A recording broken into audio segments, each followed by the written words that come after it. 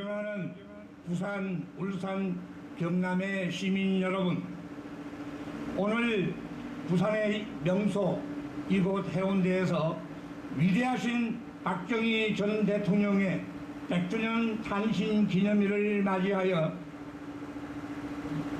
이 사람이 축사를 하게 된 것을 참으로 과분한 영광으로 생각합니다. 그분이 어떤 환경에서 태어났으며 어떻게 이 나라의 지도자로 등극하게 되었고 대통령으로서는 어떤 일을 했는가를 다시 생각해 봄으로써 왜곡되고 폄하된 그분을 똑바로 알고 오도된 명예를 회복하는 기회가 되고 어려운 시기에 새로운 갈 길을 제시해주는 기회가 되었으면 하는 간절한 마음입니다. 박정희 대통령께서 등장한 4.19 직후의 장면 과도정부 때는 학생, 노동자, 농민, 상인, 선생님 모두가 거리로 나와서 365일 데모를 하였고 데모하지 말자는 데모를 연일 계속할 정도로 어수선한 시기였으며 그 시대를 아시는 분들은 그분이 등장하지 않았더라면 국가의 혼란은 매우 오랫동안 더 지속되었을 것임을 부정할 수 없을 것입니다. 5.16의 경우에 장준하 씨도 사상계라는 잡지의 권두원에서 쿠데타의 불가피성을 피력한 바 있습니다. 안보 측면에서는 김신조 사태와 울진 삼척 무장공비 침투 사건 등 수없는 도발이 자행되는 북의 적화야력이 극에 달한 시기였습니다. 구소련과 국경을 접하고 있는 국가 중에서 동유럽으로부터 남으로 발칸반도, 티벳, 인도, 차이나반도와 북한에 이르기까지 서에서 동으로 공산화되지 않은 나라가 하나도 없습니다만은 오로지 한반도의 대한민국만 살아남은 것도 이승만 대통령과 함께 박정희 대통령이 계셨기 때문입니다.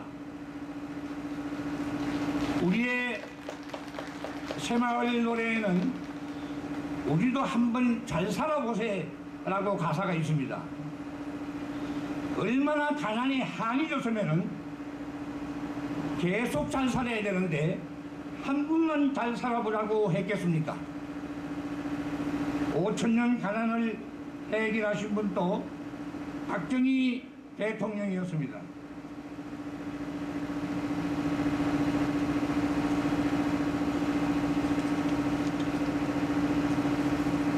독일의 리프케 대통령 초청으로 소독에 간 박 대통령은 지하 1000m에서 일하는 광부와 시신 닦는 일을 주로 했던 간호사들을 위로하는 자리에서 광부와 간호사들은 가난한 나라에서 온 서러움에 울면서 애국가를 불렀고 박 대통령도 후손들을 위해서 열심히 합시다라는 마지막 인사에서 결국 대통령이 울음을 터뜨렸습니다.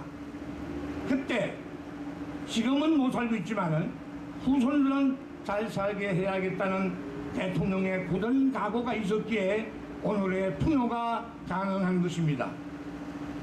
한일 수교, 서독 차관, 베트남 참전을 통한 종잣돈으로 경부 고속도로에 들어누기까지 한 야당 지도자들의 결사반대에도 불구하고 미래의 기술에 대한 확고한 신념을 가지고 산업화를 위한 감공 드라이브가 없었다면 한강의 기적은 불가능하였을 것입니다.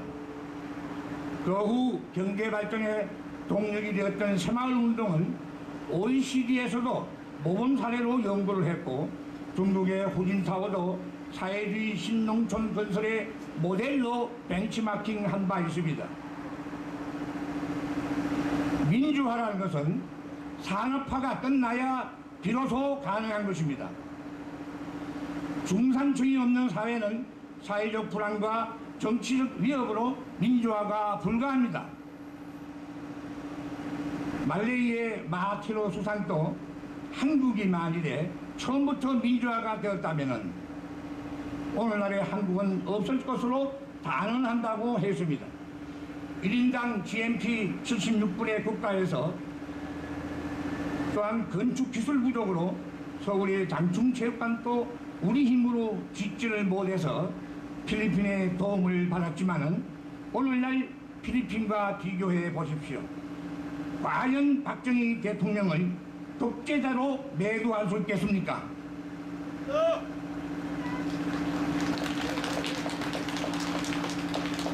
오로지 잘 살아보겠다는 일념으로 내 무덤에 힘을 뱉으라는 말을 남기며 경제 발전에 매진하였으며 그 과정에서 일어난 일부 계층의 자유유보 현상으로 독재자 운운하는 것은 신호를 못 보고 횡단보도를 건너다가 죽음에 이를 뻔한 노인을 살린 의인에게 경찰이 신호위반을 따지는 것과 같습니다.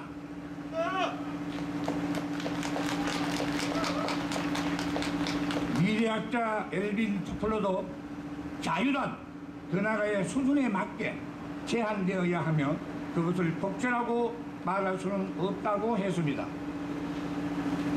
국가는 어린이로부터 어른에게까지 존경하는 사람이 있어야 정신문화가 성숙되어지며 문화의 뒷받침을 받는 선진국이 되는 것입니다. 비계획된 박 대통령의 탄신 100주년 기념우표 발행이 취소되고 동상 제마식도 허락이 나지 않는 등 우리나라는 모든 역대 대통령의 단점만 부각시켜 정오의 대상으로 만들었습니다. 클린턴이 백악관에서 성적 투표를 보였지만은 임기 후 존경하는 대통령 5위에 선발되듯이 10가지 중에서 6가지를 잘하면은 그것도 결정적 기여가 있다면은 훌륭한 대통령으로 평가해 줄 아는 집단지성을 겸비해야 명실공히 튼튼한 선진국이 될 수가 있습니다.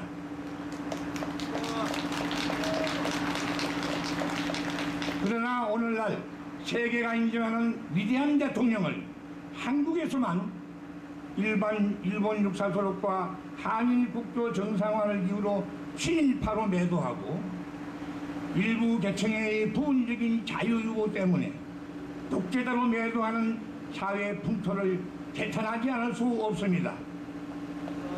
일부 학자는 1972년의 10월 유신조차도 중화공업화를 위한 어쩔 수 없는 과정으로 긍정적으로 평가하고 있습니다. 트럼프 대통령도 한반도의 근현대사를 자세한 데이터로 설명하면서 종북주의자에 의거해서 왜곡된 실상을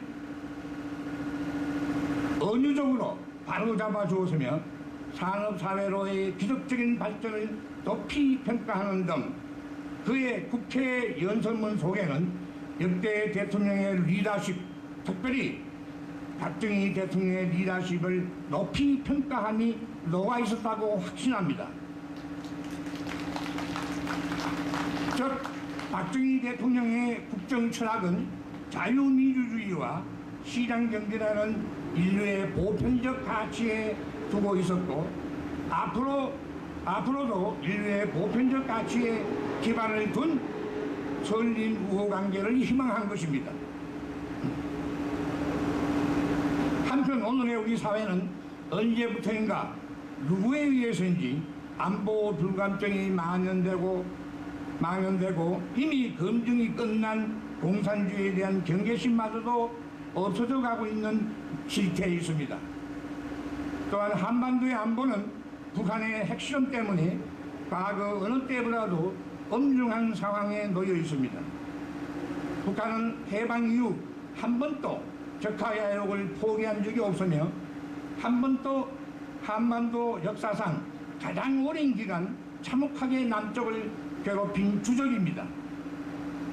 북한이 6.25 때 실패한 이유는 미국을 비롯한 유엔의 참전 때문이며 북한이 그 후 다시 전쟁을 일으키지 못했던 이유도 한미동맹 때문입니다.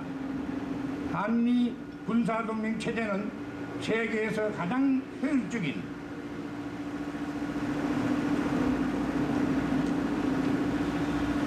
연합사령부 시스템이며 인류 역사상 가장 성공적인 기구로 평가받고 있습니다. 절대 강자를 제외하고는 주변 강국 간의 연대는 생존의 보편적 지혜입니다. 미일 동맹이 북폭을 해야 되는 것이 아니고 한미 동맹이 북폭을 해야 합니다.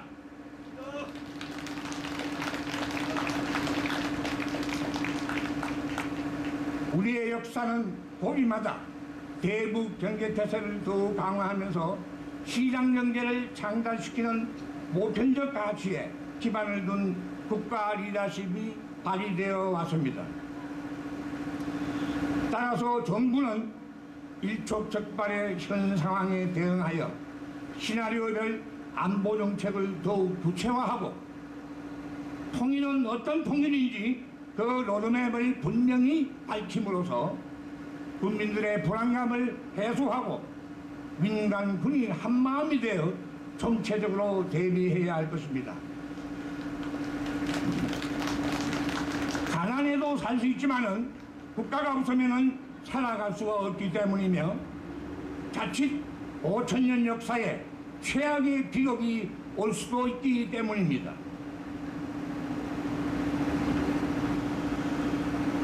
지금의 위기는 한미 동맹의 위기이며 이 위기만 잘 극복하면 북한이 먼저 전립의 위협에 봉착할 것입니다. 엘빈 토플러를 포함한 많은 미래학자들의 예언대로 세계 유일의 고속국가 경험을 살리면 제2의 한강의 기적을 이룩하고 아시아 최대의 경제 대국이 되며 나아가 통일 한국은 세계 7대 경제 대국이 되어 지구촌의 미래 사회를 선도해 나가게 될 것입니다.